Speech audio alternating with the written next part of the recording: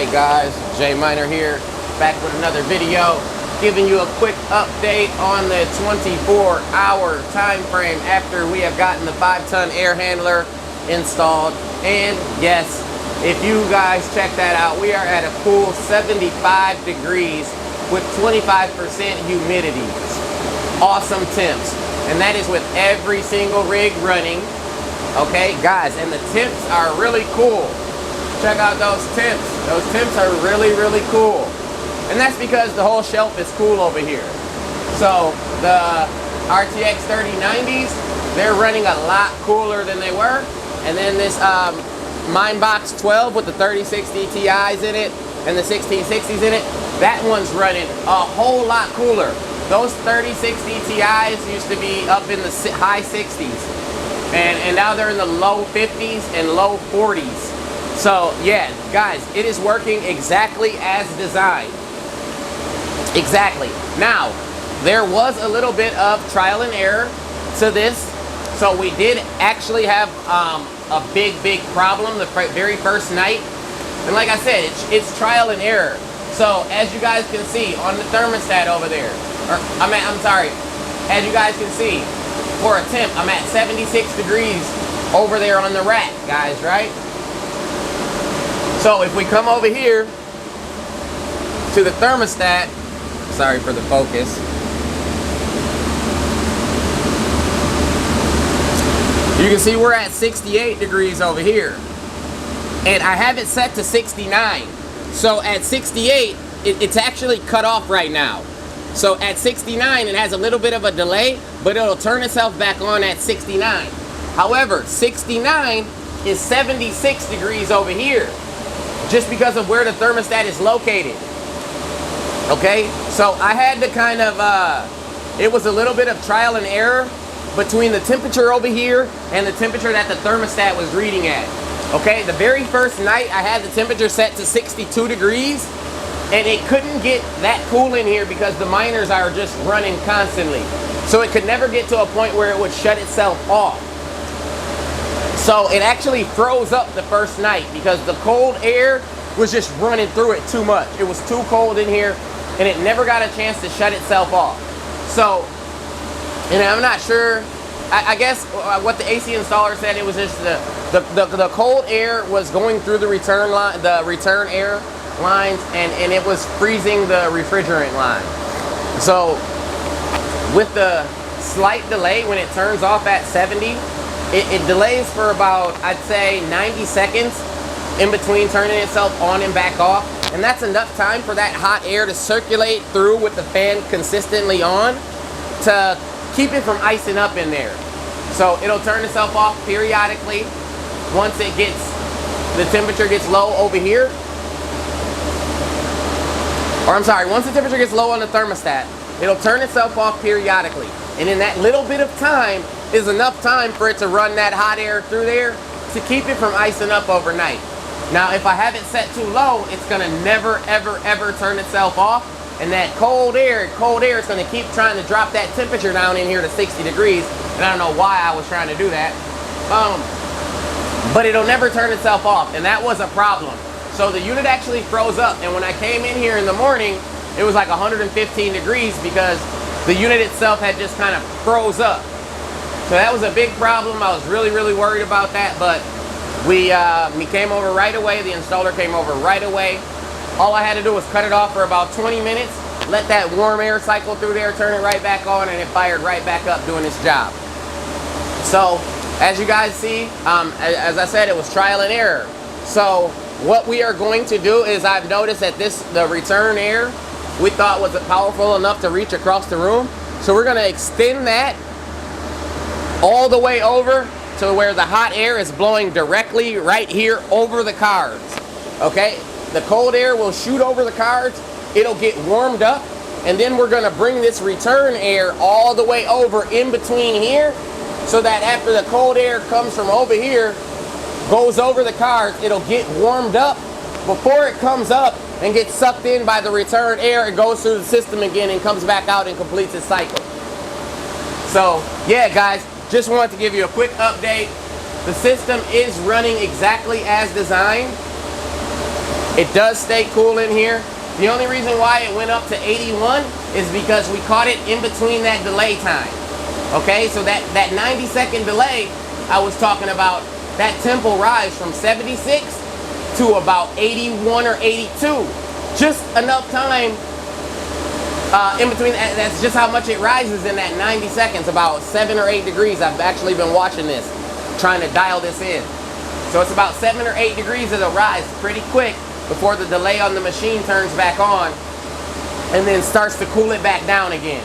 So yeah, guys, the air handler, I just put that fan there to kind of shoot the cold air over until he comes back over and extends the cold air and the return air side over to the rack. So we just assumed that, you know, the room is so small, it'd be cool. It'd make it from over here to over there and then back over here. But no, we're gonna have to put that cool air right over those cards so it runs and it flows right over this rack here, warms up. That cold air is cold when it's shooting out of there. It's 46 degrees. But when it comes over the cards, it's gonna get heated up as it comes and curls over these cards. Then it'll come back up because heat rises, and then it'll come back in that return air where it goes in there and it gets hit with the refrigerant and gets cooled before it comes back out that side. So yeah, guys, pretty awesome. I can actually work in here. It's not too loud, as you guys can see. 74 degrees, and you can see it says cool on. Yeah, my fancy thermostat wouldn't work, but I called Honeywell and they said they would help me out. I actually bought 3 of these for my house, and we couldn't get the one to work. It wouldn't like communicate with this unit. So I've actually, I called customer service and they said that they would walk me through it. So yeah, we're gonna get that hooked up so that way maybe with that Honeywell thermostat I can dial it down and set the delay. I don't know yet.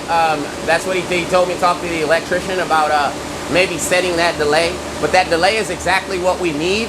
It's just enough time for, you know, the system to shut down, to recycle that hot air through there and to kick itself back on. And that gives it enough hot air going through the system so that the refrigerant lines won't freeze up on me. And that's what happened the first night. It was pretty scary when I came in here that morning. I was freaking out, guys. Oh my God, it was 117 degrees and the machine failed.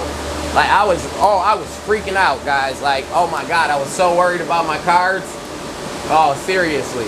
Yeah, I had a couple of rigs that were just rebooting and rebooting and rebooting, and that wasn't good. Luckily, I got up pretty early that day and came down right away just to check on it because I was a little worried.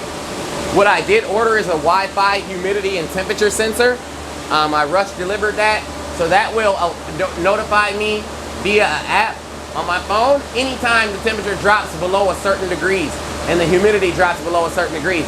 So if this machine were ever to fail, then I would know right away and I could actually log into my PDUs because they're networked. I can actually log into my PDUs and shut this whole room down. And that is what the goal I was trying to get, because I'm not here a lot. I'm usually out at my car lot working and stuff, so I'm usually not here a lot. So just in case, as a fail-safe, if that machine ever cuts off, I don't want these rigs running and thermal throttling and this room heating up, because it will heat up in minutes. Guys, we will probably get to 117 degrees in here within 10 minutes, if that. So yeah, that'll notify me right away if the temperature drops below a certain temperature, and that way I can log right into those PDUs, those server technology PDUs, and shut them down right away. I can shut everything down right away remotely as soon as I get the alert saying that the temperature is raised too high in the room. So that's my fail-safe in monitoring the temp in this room when I'm not here, guys. So yeah, just wanted to give you a quick 24-hour update on the crypto mining compound and the 5-ton air handler unit working just great. We got the space goats metered boxes in. Everything's running great. Oh man, it feels wonderful in here. Wonderful, guys. All right, guys, I'm gonna bring you outside, let you guys take a look at the outside unit again, and then yeah, just wanted to give you guys a quick update. If you haven't already done so, make sure you hit that subscribe button. Make sure you hit the like button. Make sure you share the content. Make sure that you get into that 2K giveaway. sponsored by Red Panda Mining and the Red Panda Mining YouTube channel and J-Minerrr. We are giving away $200 in Ethereum to 2 lucky winners. And we're also giving away $200 in BTC to 2 lucky winners. At 2K, we will do that giveaway, guys. So make sure you get entered into that 2K giveaway. All you have to do is subscribe, leave a comment, leave a thumbs up on a video. You are automatically entered, guys. All right, J-Minerrr out.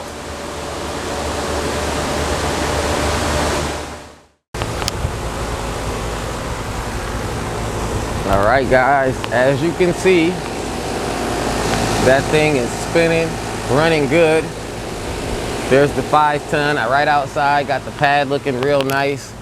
Line going in, got that all nice and fixed up.